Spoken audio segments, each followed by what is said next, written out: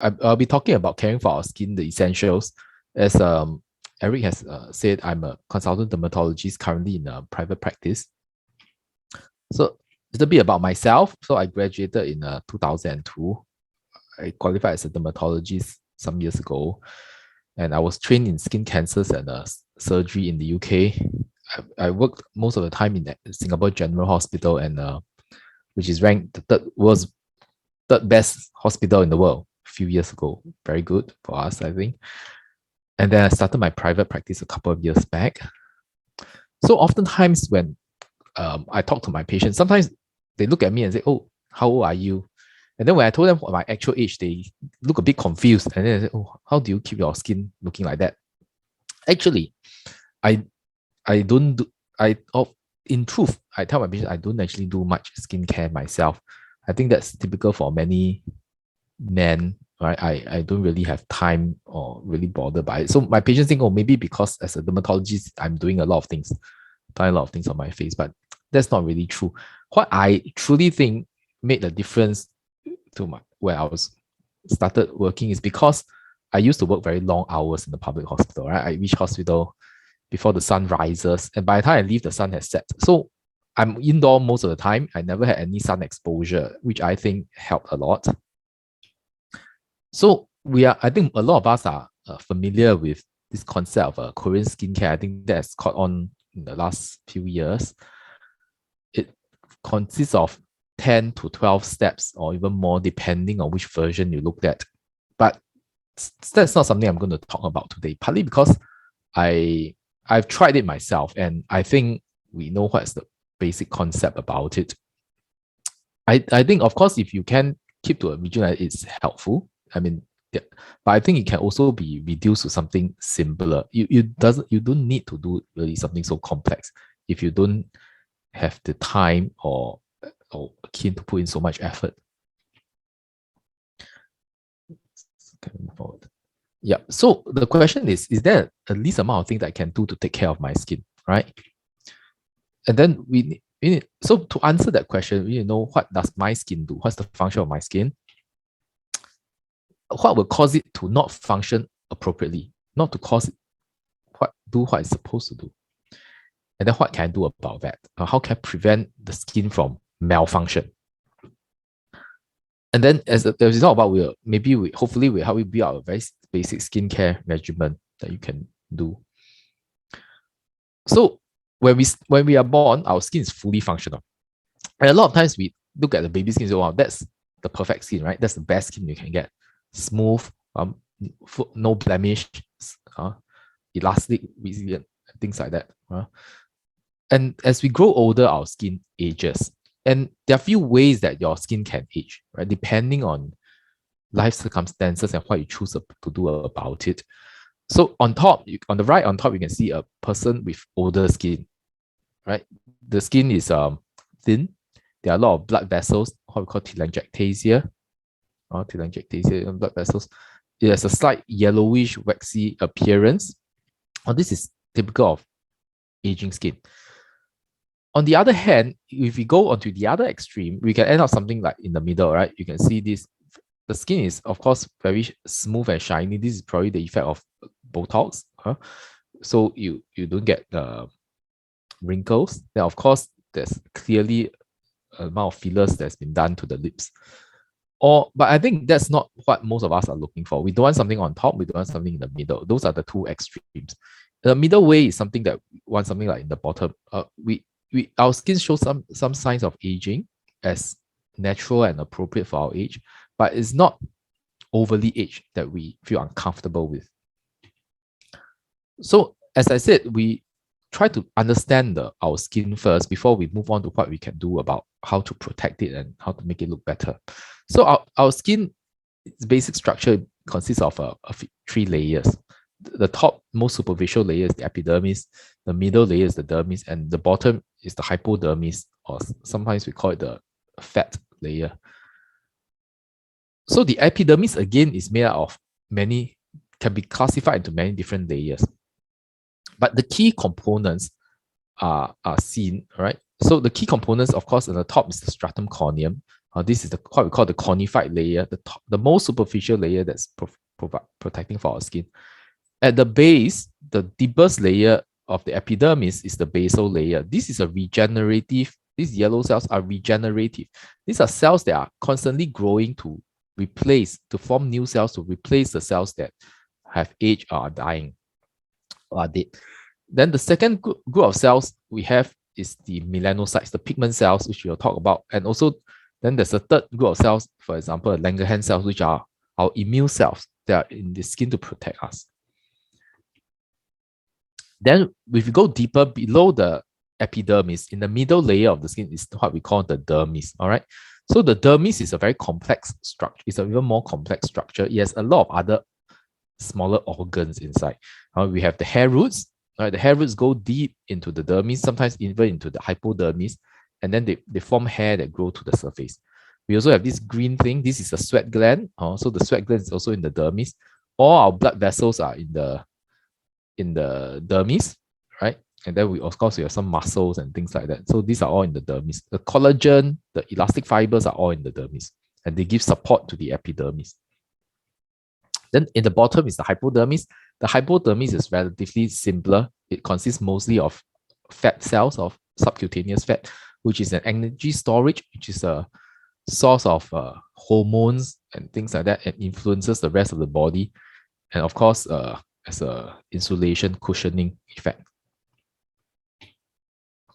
So what's our function of our skin? Why is our skin structured like that? I think it is easy to understand that the key function of our skin is to protect us against external invaders. All right.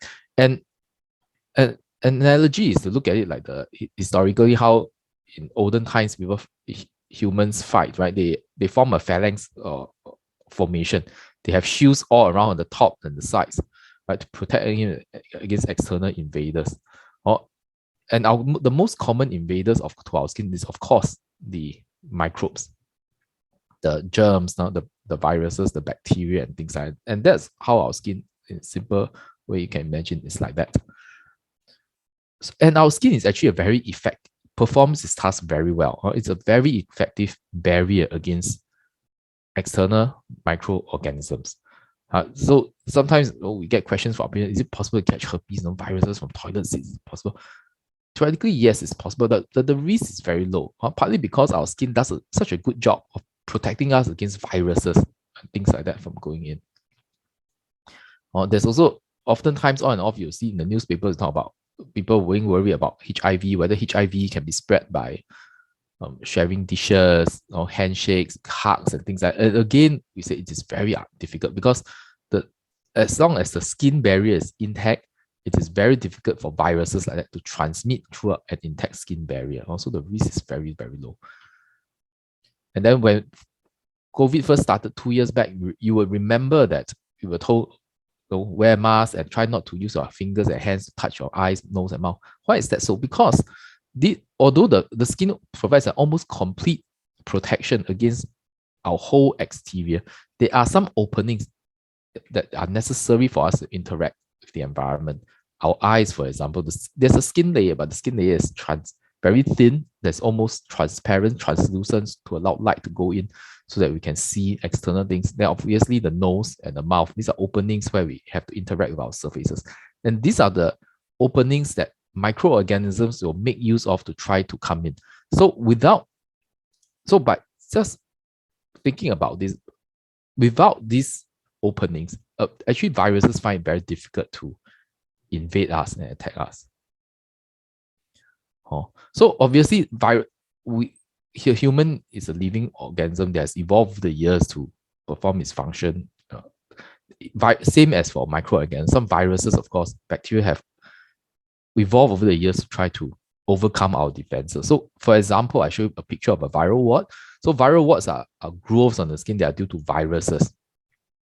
So again, it is difficult for the virus to enter the skin unless there are breaks in the skin. So when the virus body lands on the top layer of skin, they actually cannot go through, right? They're unable to do so. But sometimes we have micro breaks in the skin. So the virus bypasses the top layers of skin and finally invades into the living layer. So the top layers of skin are dead tissue, right? The conified layer we talk about, these are dead. And viruses need living tissue to infect. They need to infect living tissue to be able to reproduce and grow. So our skin is very clever, right? It created a dead layer on the surface, which viruses cannot infect.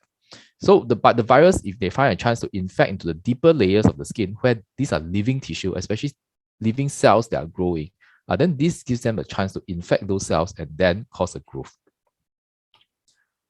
So that's one way for viruses to enter our body. Another way for other organisms is like fungus. So fungus does it slightly differently. They have evolved to stay only on the top layers of the skin. So as you remember, I would say the top layer of our skin, this is on a microscope. The pink layer is the conified layer, the dead skin layer, which is not living. So this forms a physical barrier to a lot of living organisms that need to infect living cells. So fungi have evolved to only live on the dead layer. So they live on dead skin cells and they don't infect further. And because they don't infect further, our body's immune system finds it difficult to get rid of it, because our immune system are living cells, and living cells are in the deeper layers of the epidermis. So fungi does it the other way. They don't try to invade deeply. They just live on the surface, and then they try to live with us. And our skin has, again, our body is a very clever thing, right? It doesn't depend on one layer of defense to protect us. That will not be adequate. So we adopt a multi-layered defense system. Or like this castle on the right, you see you have an outer moat, then your outer wall is the inner wall, and things like that. And that's how our skin does. So if you look on the left again, the top layer is the epidermis. I talk about the yellow, the top layer is the dead tissue cells, and in the middle is and then slightly lower is the epidermis of living cells. So in the living cells, I mentioned that the Langerhans cells. Langerhans cells are immune cells. So these immune cells are scattered in the epidermis, right? They are the sentinels in the outer wall. They're always looking out, monitoring for viruses or bacteria is trying to invade. And then if they invade through this layer, they will catch them and then summon the rest of the immune system to try to get rid of them. If the bacteria or the virus successfully penetrates through the epidermis, they will reach the dermis. And I told you earlier that the dermis is a very complex structure. It has a lot of things there. I mean, apart from the collagen and things like that, it has blood vessels. And what do blood vessels carry? If they carry blood, they carry your white blood cells, your immune cells. And there are lots of immune cells in the dermis. Lots of we have been through COVID, so a lot of us are familiar with T cells, B cells that produce antibodies and things like that. So all these T cells, B cells are all in the dermis. So if the bacteria or germs really penetrate through the dermis, they'll face a very formidable opponent. Lots of immune cells that are more than ready to get rid of the germs. So when bacteria or germs penetrate through the dermis, they'll meet a very strong immune response. So this is a picture of erysipelas, or a bacterial infection of the skin. Or you can see it's bright red, there's blistering, it's very, very painful because the immune response is very robust. There's a lot of inflammation going on to try to kill the bacteria. So in summary, the skin is actually a very effective defense against biological attacks, and that is one of its main functions. And what's the other function? So apart from that, what is the other function of the skin? We digress a bit and look at the sun. So the sun, as we know, is the source of life for Earth, right? The sunlight allows us to grow fruits or vegetables, plants to grow, and that supports animals. But in sunlight, there's also another form of radiation called ultraviolet radiation. And ultraviolet radiation is harmful to living organisms, living cells. I'm not sure how many of you recognize this picture on the bottom right. This is a firefighter. I copied this picture from this very interesting HBO series called Chernobyl. So Chernobyl talks about the nuclear plant in former Soviet Union that exploded. They had a nuclear meltdown and released large amounts of radiation to the surrounding environment. And the first responders to the scene were a group of firefighters, and they weren't aware that there's actually radiation ongoing on. So these firefighters, unfortunately, were exposed to large amounts of radiation. And you can see in this, of course, it's a movie, so there's a bit of exaggeration, but you can see the skin turning red, like it's a bit sunburned. This is because of exposure to excessive amounts of radiation, toxic radiation. So again, the skin has to cope with this, right? Because we have to live with the sun. So the skin also protects us against radiation injury. And how does it do that? On the epidermis, you remember I said we have, apart from our skin cells, we have also melanocytes, pigment cells. So pigment cells produce pigment. The pigment is called melanin. And this melanocytes, right? Let me try to draw attention using my cursor. So these are the dark black ones. So these dark black ones, they have tentacles, right? Their cells are not round. They have these outgrowths like tentacles. And these tentacles, they grow around in their neighboring skin cells. So the neighboring cells are all skin cells, and the melanocytes grow tentacles and hug all these skin cells like umbrella, protecting them because they produce pigment and they pass the pigment to all these cells, and this pigment will absorb and block the ultraviolet radiation. And our skin is adaptive, right? It's not a static thing. So when we are exposed to higher amounts of sunlight, higher amounts of radiation, our skin responses, our melanocytes, pigment cells respond by producing more pigment. Like from this picture on the left, you can see, right, the suntan, right? The areas that are exposed to sunlight becomes darker because our skin, when exposed to sunlight, ultraviolet radiation, they produce more pigment. So our skin's defense system is also adaptive, right? It changes with the circumstances. So when there's more sunlight, it becomes darker, it becomes more tan. When it's exposed to friction or rubbing that removes the top layer, skin cells respond by growing faster and we form, like for example, on the foot, calluses, thickening of the skin due to repeated friction to protect itself. So apart from the protective functions of the skin, which I've explained, and it's fairly easy to understand. The skin, of course, is also a means of visual communication. Right? We use our skin to talk to members of our own species. Some studies have shown that infants pay more attention to beautiful faces. So this is something that's ingrained in us biologically. When we see something beautiful, we tend to pay more attention to it. And humans, in society, where we use cosmetics to achieve our ideal sense of beauty, we sometimes make permanent changes to our skin or to create group identity. For example, with the use of tattoos, or in this tribesmen from Africa, they injure the skin to create in the process called scarification, creating thick keloids, thick forms of scars to identify themselves against other members of other society. Now, of course, the skin is also a sensory organ, right? It can sense pain to protect us from noxious stimuli. It also can sense touch, so we use it as a form of communication. So we are talking about what our skin does. So is there something that will cause it to fail, to malfunction, to not do what it's supposed to do? And there are really, in summary, two major processes. One is aging and one is disease, isn't it? So I think in here we'll mainly be talking about aging. And when we talk about aging, there are actually two types of, we can classify aging into two forms of aging, intrinsic and extrinsic. Intrinsic aging is biological, I guess in the sense is unavoidable, right? It's part of being alive. Cells eventually will grow old, right? What we call cell senescence. Our tissue, our dermis, skin dermis loses resilience and elasticity over time because the cells that produce collagen, the cells that produce elastin fibers will also grow old and they start to produce less and less. The bone cells, the collagen cells will also grow old and they produce less collagen. The bones will start to shrink. That's why you see old folks, they appear smaller because their bones shrink. And we also lose fat. So this is intrinsic aging. Then we have extrinsic aging, aging that's caused by external factors, things like photo damage, exposure to excessive amounts of ultraviolet radiation in the sun, smoking, environmental pollutants, certain types of nutrition can make us older, and the effect of gravitational pull.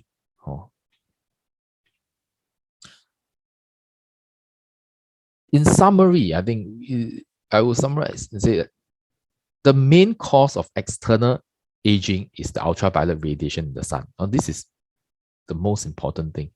Ultraviolet radiation is the main external cause of skin aging. And the main source of ultraviolet radiation is from the sun. So the sun's rays are, from our days of physics, you know, is divided into the ultraviolet, UVC, UVB, UVA, visible light, which we can see, and then the infrared. So, sorry, let me go back one slide. So ultraviolet radiation, again, depending on the wavelength, is divided into three: UVC, UVB, UVA. UVC, which is of shorter wavelength, doesn't usually reach the skin's surface, the surface of the earth, sorry, because it's blocked by ozone. And it is actually very harmful to living cells. So we are grateful that our ozone layer has largely recovered, I think, because without ozone, we'll get large amounts of UVC on the surface, and life is probably going to be very different, or maybe not possible, or if there's too high levels of UVC. What reaches the Earth's surface is UVB and UVA. And UVB and UVA goes to the skin and causes damage to the skin at different levels. UVB is more superficial. It cannot penetrate too deep. It penetrates only to maybe the epidermis, the top layer of the skin. And what it does, it causes DNA damage, right? It causes damage to the DNA of the cells of the epidermis. UVA penetrates a bit deeper. It can go right into the dermis. And apart from causing the same damage that UVB does by damaging the DNA of cells, it can also directly damage our collagen fibers, our elastin fibers. So this is another representation, right? So on most of the ultraviolet radiation from the sun is UVA. So UVA is almost 90% of the about 90% of the sun's ultraviolet radiation is UVA, and UVA goes deeper into the dermis. While only a small percentage is UVB. And this percentage is not fixed, depending on the time of the day. When the sun is high, like when you're talking about between 11 to 3, for example, when the sun is high in the sky, the proportion of UVB increases to maybe about 10% or even 15%. 10% usually, and UVA gets less. But most of the time, yeah, mostly having UVA in the sun. So what does our skin do? You can see that this is what I talk about. We have melanocytes. So melanocytes are pigmented cells with tentacles. They hug the surrounding skin cells, and they produce this thing called melanin pigment.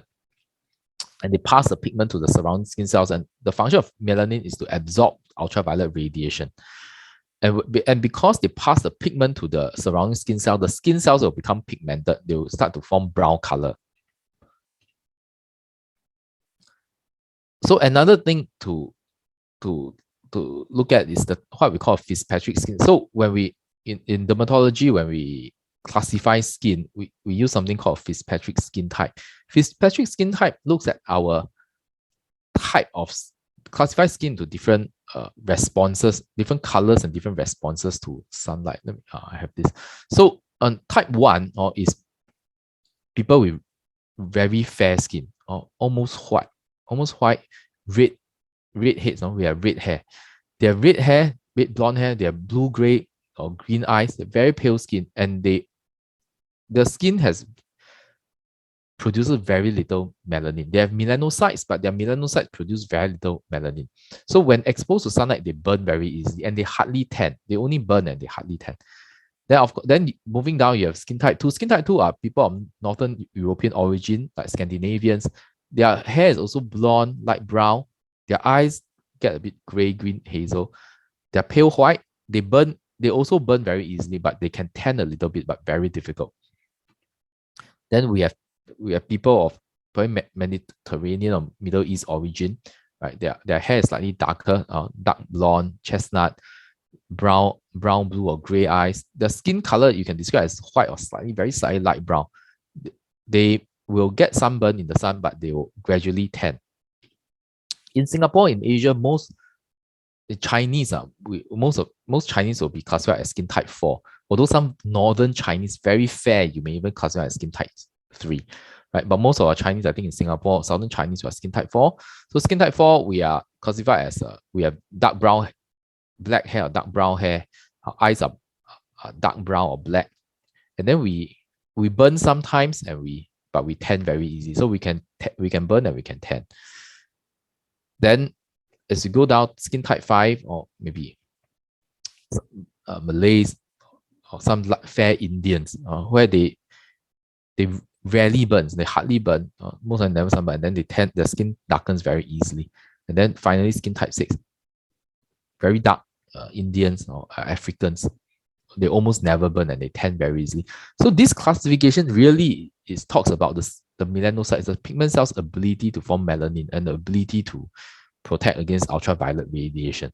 Again, this thing happened, if you're interested, it's really a type of evolution.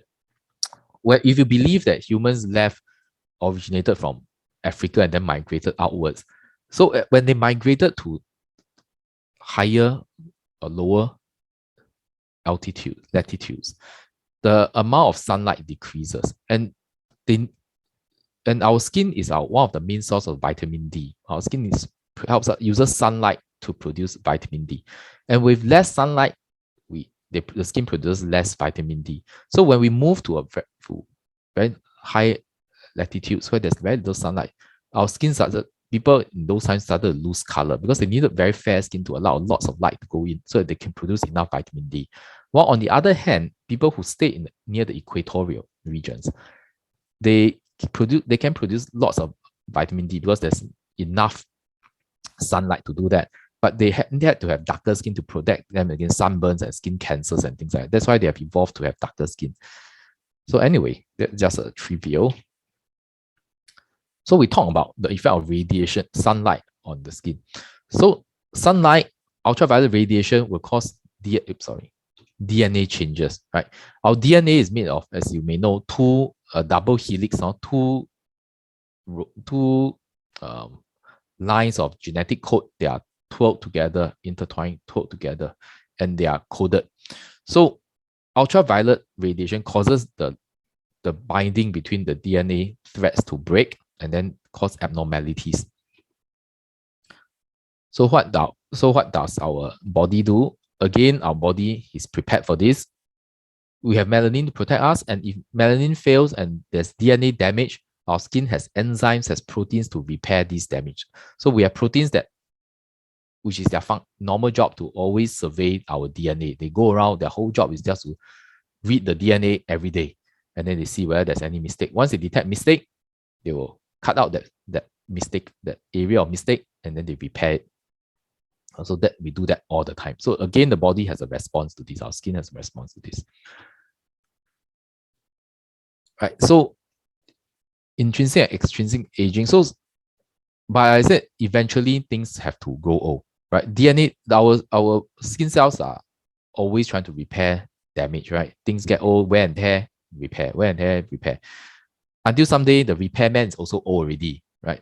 The repair also already cannot repair anymore. Beyond repair, then we age. That's intrinsic aging. Then, of course, if you cause a lot of damage to it, there's a lot of sun exposure, you overwhelm our repairman's ability to repair, then we also age. That's extrinsic aging. So what happens when our skin ages? You have some people age like this. They have atrophic, what we call atrophic or thin photoaging. The skin becomes very thin. The blood vessels become very dilated and very obvious. You see the color starts look a bit sallow, right? Color. On the other hand, some people have what we call hypertrophic or thickening type of photoaging. The skin itself become thinner, become thicker, like leather, like that. Too much sunlight exposure, and then thicken like leather. Lots of wrinkles, also age the skin. Then when skin is aged, the skin is very thin, so they break easily. You may see some older folks, there may be older folks among us, where you can see they have a lot of bruises on their outer arms, because these are areas that are exposed to a lot of sunlight, and over the years, the skin becomes very thin. The blood vessel, the fat cells are no longer there to support the blood vessels. The collagen, the dermis is very little. The blood vessels are not supported. So any minor trauma, the skin breaks and blood vessel breaks, and you get bruises. So this is what I mean. We call them senile or solar purpura, bruises on the forearms. Then sometimes we get these white patches, what we call stellate pseudo scars. It means they look like scars, looks as if there was previous injury, but actually these are all features of photoaging. And apart from causing aging, the ultraviolet radiation can also cause mutations and skin cancers, right? Because when the DNA is damaged, the skin, there's a it can cause mutation, and mutation. I mean, don't believe in things like X-Men or things like. Most of the mutations are harmful to the cells, and again, the body will try to repair all these DNA damage, but if it doesn't succeed, then sometimes the skin cells will mutate, and then skin cancers may develop. So, for example, we see this condition called actinic keratosis. Some old folks have very rough red spots on the sun exposed skin. These are what we call actinic keratosis. They are considered precancerous in the sense that they are not considered strictly cancer, but if left untreated, sometimes they can progress to skin cancer. Then, of course, there are frank skin cancers. I mean, things that really develop into skin cancer, like basal cell cancers, is the most common type of skin cancer, usually found on exposed areas such as the face, especially the nose. They are usually very slow growing. Then they form a lump that breaks down like ulcer, and then which bleeds. The squamous cell carcinoma is another common type of skin cancer. Is the second most common. So usually found in areas where the skin has been chronically damaged by sunlight. Like in this picture, what it shows, you can see that the face is very aged. There's a lot of uneven color, uneven pigmentation, right? The skin colors of various colors, some brown, some pink. This is a feature that there's been too much sun damage. You can see on the top, this pink thickening of the skin. These are actinic keratosis, precancerous. These actinic keratosis, precancerous, obviously looking right at us in the middle of the cheek. It's a pink growth that is ulcerated. This is a squamous cell carcinoma, skin cancer. Now, of course, sometimes the melanocytes, the pigment cells in the skin, can also mutate, can also become cancerous. So this is a melanoma. A melanoma is an uncommon type of skin cancer, but it's also the most deadly. If not treated, if not detected or treated early, then there's a high risk of metastasis or spreading to the rest of the body and causing death. But unfortunately, it's rare. So these are some of the pictures. On the left is a patient of mine who had a melanoma on the big toe. So he had this pigment on the toe that was treated for a while, didn't go away, and then you see the stitches. We finally did a biopsy and confirmed it's a melanoma. Melanomas in Asians sometimes can present on the fingers or the toes or the digits. All right. Sometimes they can present these kind of brown lines, pigmented lines on the nail. Most pigmented lines on our nails are benign because most of them are due to either a mole underneath or some trauma. So most of the time they are benign, but sometimes, rarely, they can be due to an underlying melanoma.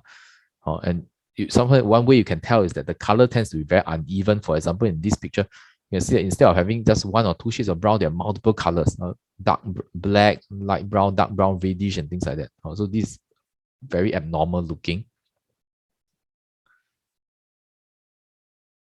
So we talk about, I think we have covered this slightly before. Oops, sorry. So melanocytes, our pigment cells, have adaptive response, right? When there's sunlight, they'll produce more pigment. So fortunately, the more pigment they produce, the more protection we have against ultraviolet radiation. But this pigmentation is past the surrounding skin cell, and that causes a dark spot, a brown spot, like a freckle, for example. So this is what happens when the pigment is passed on to the surrounding skin. Then we get these uneven pigmentation areas of brown spots.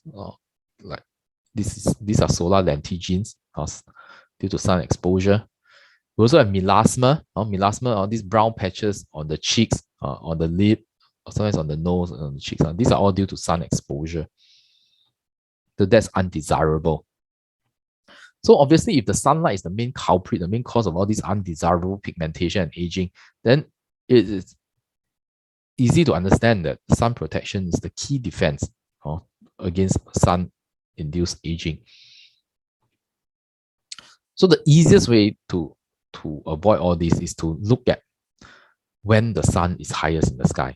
And this information is easily available from on the weather station. You just Google NEA UV index. Almost all developed countries will publish this, and Singapore does. You Google NEA UV index, our weather station will publish what's the ultraviolet levels every hour of the day. Most of the time, it follows this curve. So you see the ultraviolet starts to go up at around 11 to 12, and then it peaks at between 1 to 3, and then slowly goes down again. 4, 5 o'clock, it starts to go down. All right. I copied this when I was preparing for this talk somewhere in June. So again, you see this is our Singapore's UV index. So you see about 11, 12, it starts to go up, peaks for a while, and then by 3, 4 o'clock, it starts to go down. So if you're planning for any outdoor activities, and you want to avoid too much radiation, try not to do it during these 11 to 3, or if you're more conservative, 10 to 4. Right? These are hours where they have peak UV, and you don't want to do your outdoor activities during these hours. So that's the simplest way. Just don't do outdoor activity during these hours. But if you do have to go out, then there are other things you can do. Now, this is an Australian from Australia. They are very good at this because Australia has the highest rates of skin cancers in the world. So they talk about this sleep, slide. Not so easy to remember for us. I think maybe easier for the Australians. So slip on sun protective clothing. Clothes covering the skin will give you a slight level of UV protection. Put on sunscreen or at least SPF 30. Slap on a broad brim hat. Use a hat to reflect off sunlight from our face. Try to stay in the shade if you can. Even the shade of a tree, a shade of a building will give you a bit of protection. And then an area that's usually not protected by our sunblock is around our eyes. Also, you wear sunglasses that will protect the skin around the eyes. So now there's a difference between style and shade. So on the left, a cap is a style. This is stylish, but it's not really helpful in protecting against sun. To protect against sun, the brim of the hat must be wide enough so that they cast a shadow over the face. Then you want to be stylish, you can wear like our SAF colleagues, rangers, I think.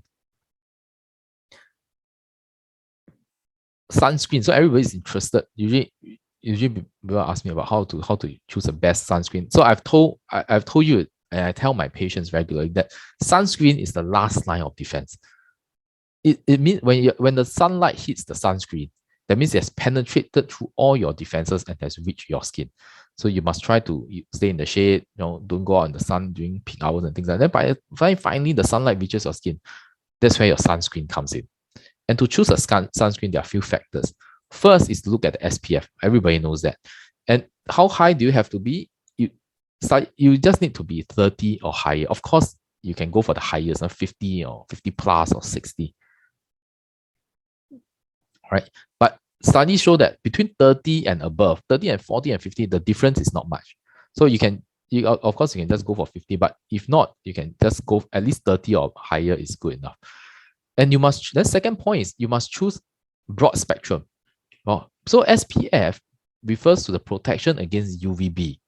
Because in old times, medicine thought that only UVB is damaging to the skin. They thought UVA is harmless. So they only developed sunscreen against UVB, so with the SPF. But over time, we realized that actually, hey, UVA is also damaging to the skin. And that's where nowadays most modern sunscreens will have protect against both UVA and UVB. Also, you look for one that says broad spectrum or has a multiple star or multiple pluses, PA++++, that protects against UVA. You must block UVA and B. And how much to apply? You must apply 1 teaspoon to the head and neck. Not many people know this. Some people got very surprised. 1 teaspoon is a lot. So if you don't, but you must know that when the study showed that the sunscreen is SPF 50, they are measuring against a sufficient amount. That means they say that if you apply this amount, this layer of thickness to the skin, then it gives SPF 50. If you apply half the amount, that means you apply a very thin layer, then maybe it's only getting only SPF 25 or 30. All right. So as long as you know that, you must apply enough. You try to apply 15 minutes before you go out. If you're out in the sun continuously, which I don't recommend, every 2 hours it should be applied.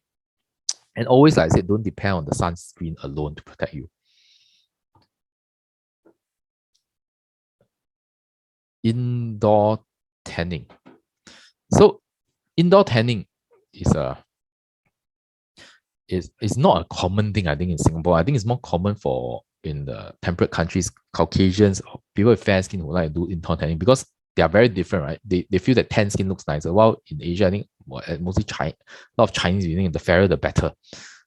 But to my surprise, when I was doing this talk, I found that there are sun tanning studios in Singapore, a few, mostly in the central Singapore.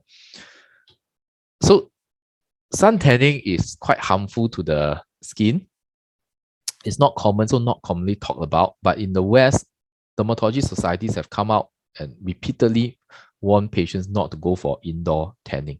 One session of indoor tanning gives you about 3 to 5 times the ultraviolet, can give you up to 3 to 5 times the ultraviolet radiation of a midday sun. They have to be high because if you in an indoor tanning session, you don't want to spend so much time. If you spend so much time, you may as well go out in the sun and get suntan yourself. So they will give you high amounts of ultraviolet radiation, so you tan very fast in a short period of time. So 20 minutes of indoor tanning exposure is almost like 2 hours in the sun. And depending on various studies and type of skin cancers you're looking at, it increases the risk of skin cancers by 20 to 60%. So indoor tanning is definitely a no-no. Some myths about indoor tanning. Sometimes the tanning salon will tell you, oh, artificial tanning is safer than sun tanning. That's not true. Any sort of tanning means is your skin has been exposed and your melanocytes are responding. It creates a base tan that protects you from the sun, but your skin is already damaged, so I'm not sure what the base tan is doing. Gives you vitamin D, which is true, but you can get vitamin D in safer ways. Safe for young people is false because it's not safe for any age. In fact, the younger you start doing this damaging thing for your skin, it's like smoking, and the younger you start smoking, I think the worse it is. It mostly uses UVA, which is true, which is safer. But that's, as I said, is based on very early misunderstanding about ultraviolet. In the old times, we think that UVA is safe and UVB only is harmful. But nowadays, we know both UVA and B are harmful.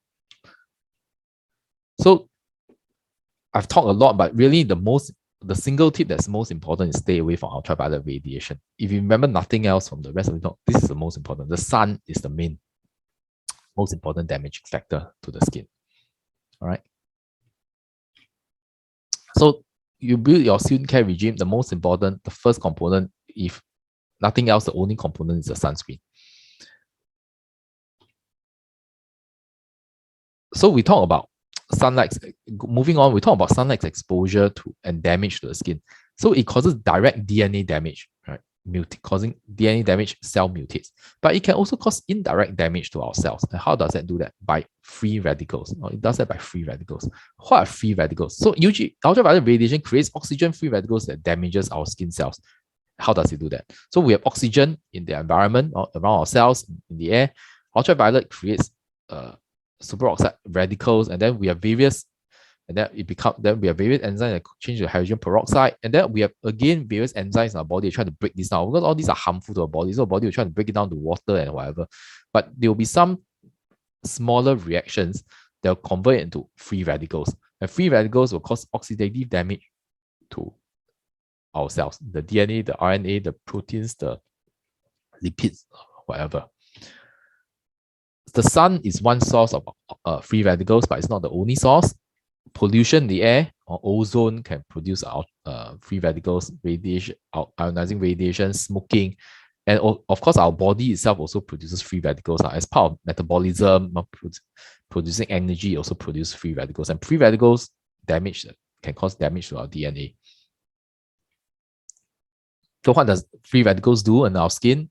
They cause aging, they cause immunosuppression or weakening of the immune system, and they can cause carcinogenesis or mutation of our skin cells.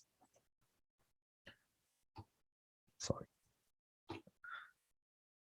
So what can we do? So free radical, So free radical, what is free? So what happens is free radicals that they are very unstable molecules. I mean, I've forgotten most of my chemistry or physics or whatever. Some of you may remember better than me. But so my understanding is that free radicals, they are short of electrons or they have excess electrons. And they are very unstable. So they have to become stable by either grabbing electrons or donating the electron to other molecules, other healthy cells or healthy molecules. But in doing that, they create damage to the cell. So the solution is to have antioxidants. Antioxidants will donate or remove these excessive or deficient electrons and make the free radicals stable again. So adding antioxidants to sunscreens can enhance the protection against ultraviolet radiation. Some studies show that if you use sunscreens alone, they protect against ultraviolet, but the protection against free radical formation is only maybe about 50%. But if you add antioxidants to a sunscreen, it can give additional protection. It can reduce the amount of matrix metalloproteinases. These are proteins, enzymes that degrade our collagen. It can result in less pigmentation and less skin thickening. The problem with antioxidants is that they are also inherently unstable, right? So they are inherently unstable compounds.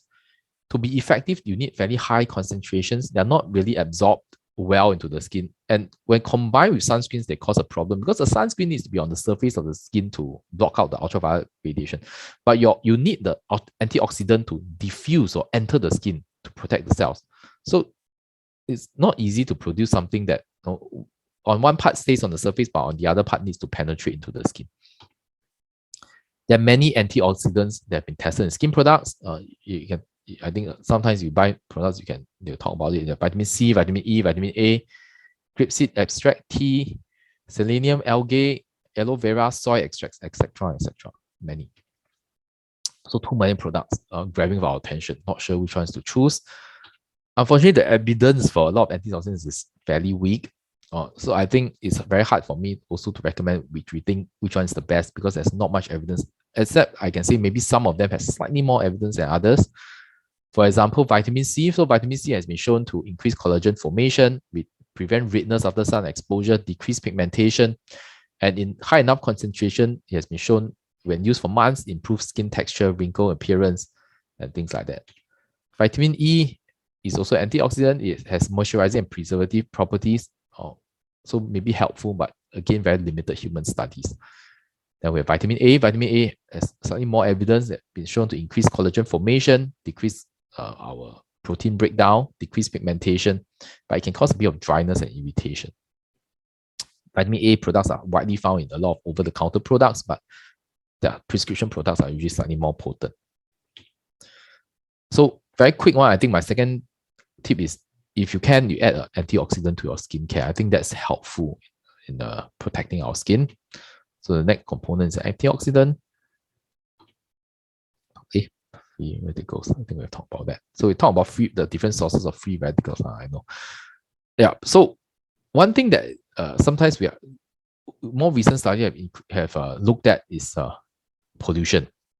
Right. Last time we used to talk about different things that causes skin conditions to flare out and things like that. But recently, we are looking at the pollution in the air, something that we have not recognized before. Some of you may know that eczema is a very common skin problem.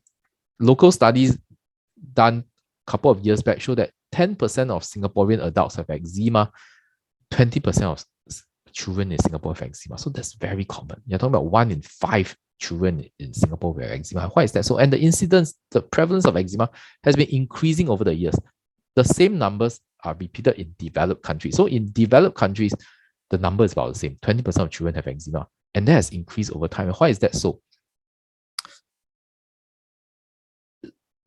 So compared to more rural communities, the rural communities, the eczema rate is lower. And a lot of time people have thought that, maybe it's they're kind of a hygiene theories. Maybe the kids in Singapore now, they don't grow up exposed to dirt.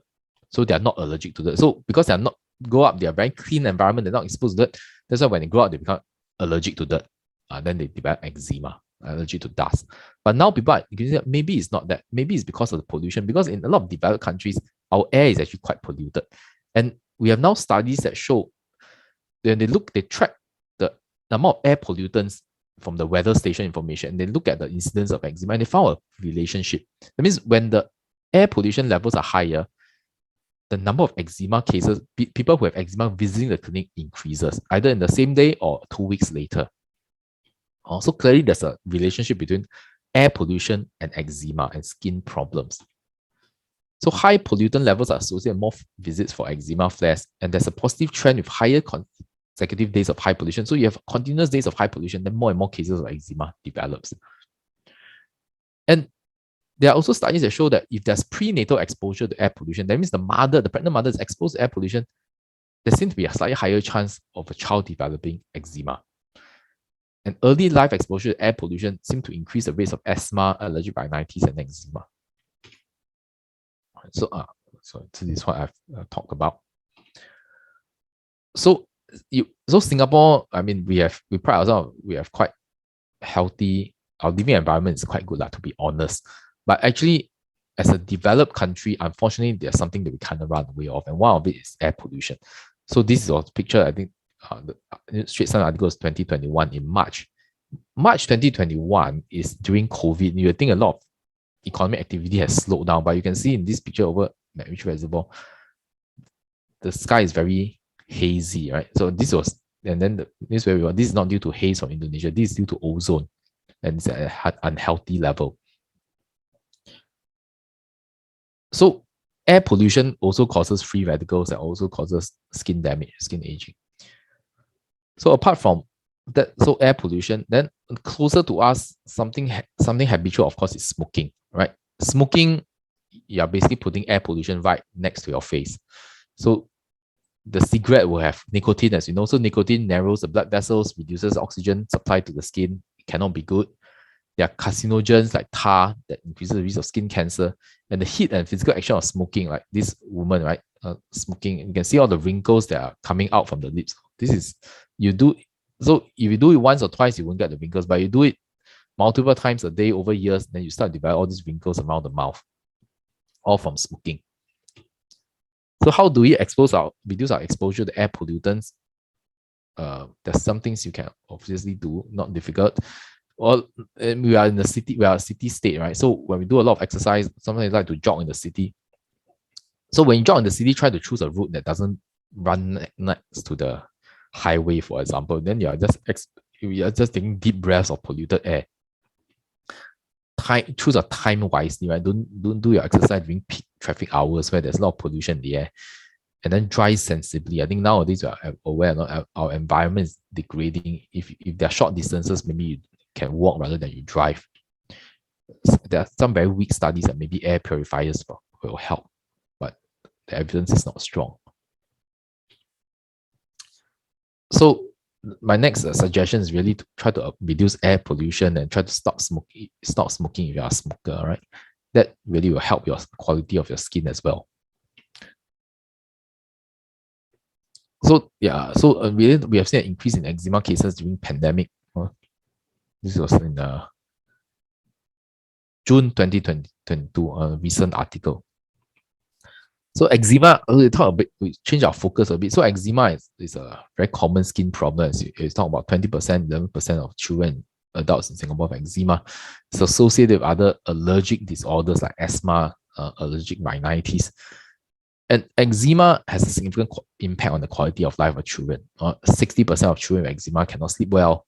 40% are afraid of being seen in the public or because of their skin condition. Half of them are depressed, and 40% fear they'll be teased or bullied in school by their friends because they have eczema. And eczema not just impacts the quality of life of the patient, it also impacts the quality of life of the family. Right? 70% of parents say they are careful about what their children are wearing because of eczema. 60% say they're worried about the side effects, how their child looks, and half of them felt that they have no control. They felt very helpless over what they can do for their children with eczema. So so eczema is a very common problem, but what actually is causing eczema? Eczema is a very complex disease. There are many different causes, genetic causes. But one of the things that is happening in eczema is a weak skin barrier. So on the left, we talk about a normal skin barrier. A normal skin barrier is a strong skin barrier. It doesn't allow allergens or irritants to penetrate through. All right. But in eczema-prone skin, the skin barrier is weakened genetically.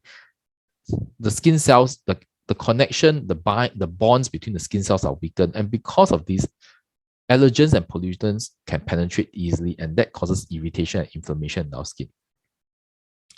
So one of the key things to controlling eczema is to use moisturizers. So regular use of moisturizers have been shown to do many things. One is to reduce the number of eczema flares. Now, studies have shown this repeatedly that if you use moisturizers at least twice a day, the number of flares of eczema decreases. The time between eczema flares increases. And there's reduced need for steroid creams. So some of my patients come and tell me, say, oh, Dr. Koh, I'm very afraid of using steroid creams. My other doctor tell me use steroid creams sparingly. I'm afraid that if I use it, my skin will thin. Then I tell them that, well, if you are truly worried, but then they are not using moisturizers. So I tell them that if you are truly worried about using steroid creams, then you need to moisturize your skin if you have eczema. Because if you moisturize your skin, it's not going to solve all your problems, but it will reduce your eczema intensity and you reduce your amount of steroid creams that you are using. So it doesn't, like I said, it doesn't solve the problem by itself, but it acts synergistically with active treatment to reduce eczema severity.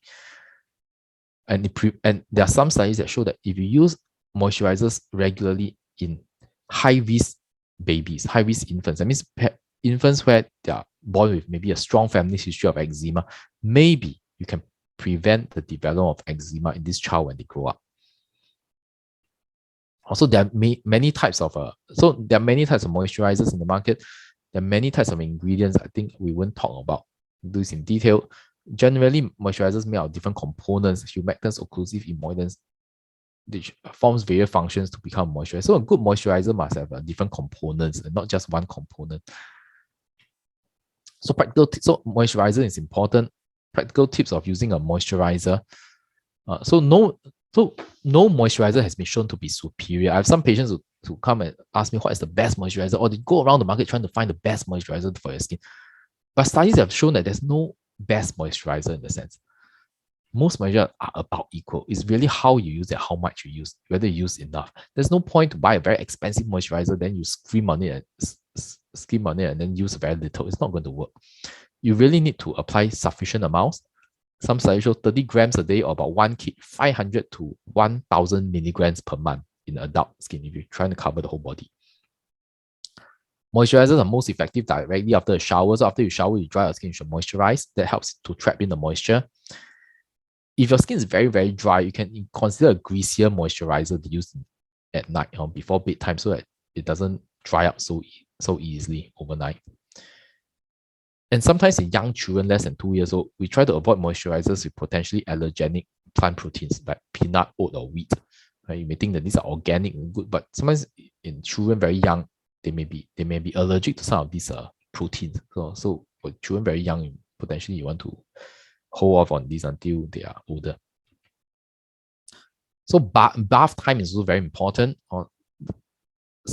Should the skin be clean? The skin should be cleansed. We need to clean our skin to remove crust, bacteria, allergens, dust mite mechanically. We need to remove this from our skin because otherwise it will irritate our skin. But we try to limit our shower time to about 5 to 10 minutes each and once a day, so that we don't dry our skin excessively. We pat dry after shower. We don't rub vigorously, and then we apply a moisturizer immediately after shower to lock in the moisture. So classic soaps. If your skin is very sensitive, then you should try to avoid classic soaps because classic soaps are anionic surfactants and they have alkaline pH. If you are not aware, the pH of our skin is actually slightly acidic. It's a range about 5 or 5 point something, something is 4.5 or 5.9, slightly acidic. So most normal soaps are actually alkaline, and this creates an imbalance of our skin. That's not good for our skin. So to avoid classic soaps, the best is use non-soap based cleansers or bath oils. And then choose something that's non-irritant, low allergenics. Most of them will be slightly acidic. With COVID, a lot of patients ask, should I use antiseptic soap? A lot of patients have moved to antiseptic soaps like Dettol. For example, I'm not dishing Dettol, but like Dettol, for example, various antiseptic soaps. But studies done in the US, when they look at the incidence of influenza, they don't have a study on COVID, but they had 2 groups of families, one of which some members have flu. And then they asked one group of families to use antiseptic soaps, the other to use just normal soaps. And they found that there's no difference in spreading flu between family members. So antiseptic soaps have not been shown to reduce viral infections or prevent spread of viral infection. Normal soaps will do. And a lot of times antiseptic soaps are really too dry for our skin. So my other tip is always try to, if you want to keep your skin healthy, you need to moisturize your skin. Or whether you have sensitive skin or not, I think moisturizing is very important. So the third thing to have in your skincare regime is really a moisturizer. Again, why do I put this here? So many products there are many products in the marketplace that are vying for your attention. So they're cosmetic products. So what are cosmetic products? According to the US Food and Drug Administration, FDA, and the Singapore Health Science Authority, cosmetic products are products that are meant for cleaning, perfuming, changing appearance, correcting body odor, protection, or keeping body in good condition. The HSA do not evaluate this. Right? They don't have time or the energy to evaluate all cosmetic products or products in the market. There's too many of them. So, but the rule is that the sellers are responsible for the safety and quality of the product. So the authority will step in with their reports of harm from using this one, but they are not actively surveying every product. These are cosmetic products. Then we have drugs. Drugs are therapeutic, preventive, palliative, or for diagnostic purposes.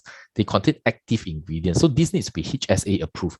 So a lot of drugs are prescription only. That means only doctors can prescribe because they can potentially cause harm, that active ingredients. And to be approved by HSA, they need to have studies, they need to have papers, clinical trials that support that these drugs are really supposed to do what they purport to do.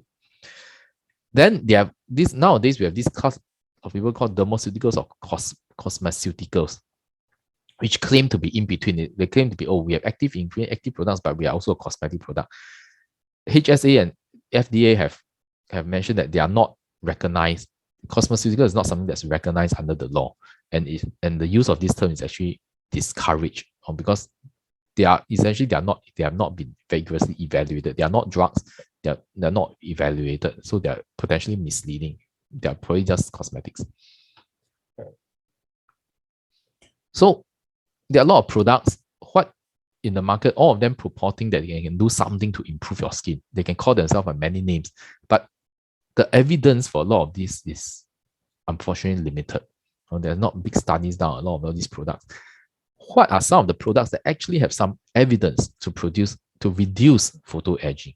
One of these is retinoids. So retinoids are vitamin A derivatives. That means they're not vitamin A, but they're molecularly similar to vitamin A. And there are various types of retinoids in the market. Sometimes they are called retinols, sometimes called retinaldehydes. Fine, over-the-counter product.